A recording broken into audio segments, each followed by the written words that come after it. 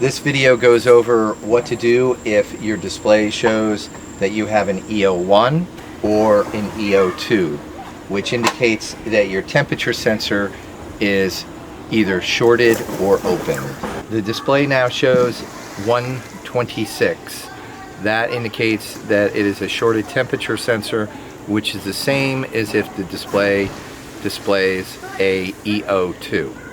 Okay, so in order to access the temperature sensor, we're going to have to remove this panel right here. This is also how you access the pressure switch, the high limit, and the AGS.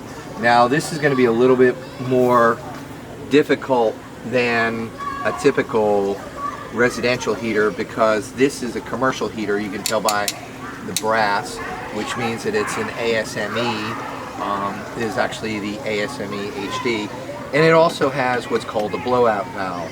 There's 3 screws that you would typically have to remove. We've removed 2 of them. All you would need is a 3/8 inch nut driver. Take the screw out, and then this panel will pull out typically. So it's not going to do it for us because it's a little bit more complicated, being that we have the blowout valve. But you can still get your hand in here and you can access everything freely. And here's my temperature sensor, here is my pressure switch, here is my high limit, and here is my AGS. To test our temperature sensor, we've attached one of our leads to the one side, the other lead to the other side. We've gone to our ohms position. This is a 10K temperature sensor, and so therefore it's going to read about 9K ohms to 10K ohms if it's functioning correctly, depending on the temperature. If you have a more expensive meter, then you could actually flip it over, and there is a setting to determine what your temperature is in Fahrenheit and Celsius, and that will give you a reading for that as well. If the display on your heater shows an E01, that indicates that your water temperature sensor is open. If the display on your master temp heater shows an E02, which is very unusual, or more commonly a 126, that indicates that your water temperature sensor is shorted. This is where your water temperature sensor is actually located once you remove the panel from the side, and you'll see that there's 2 connections to it. You are going to remove those 2 connections, attach your meter to those 2 connections, and I've put the alligator clips on the end of my meter probes. You may or may not do that. I just wanted to do it so that we've got a little bit better consistency.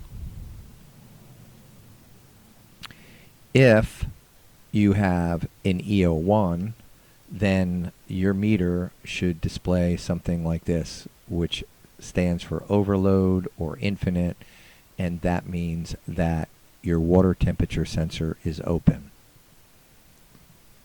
If your meter displays 0 ohms or something close to it, that indicates that your water temperature sensor is shorted.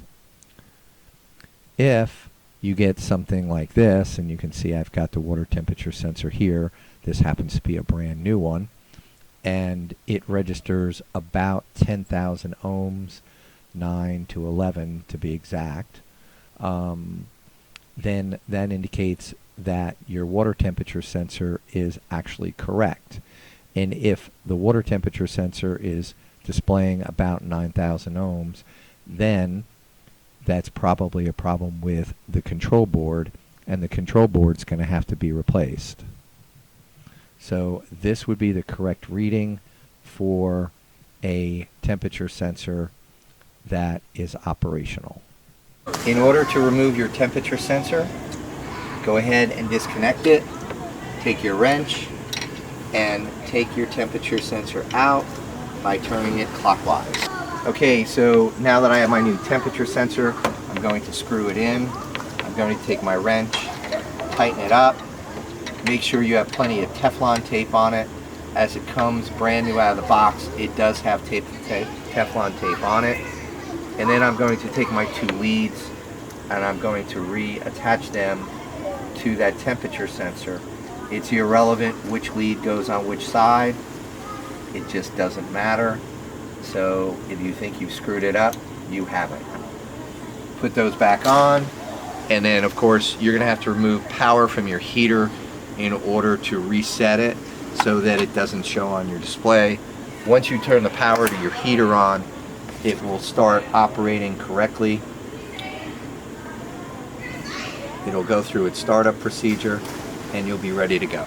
I hope you found this video informative. If you did, please drop us a like and follow us. Thank you so much for watching and have a great day.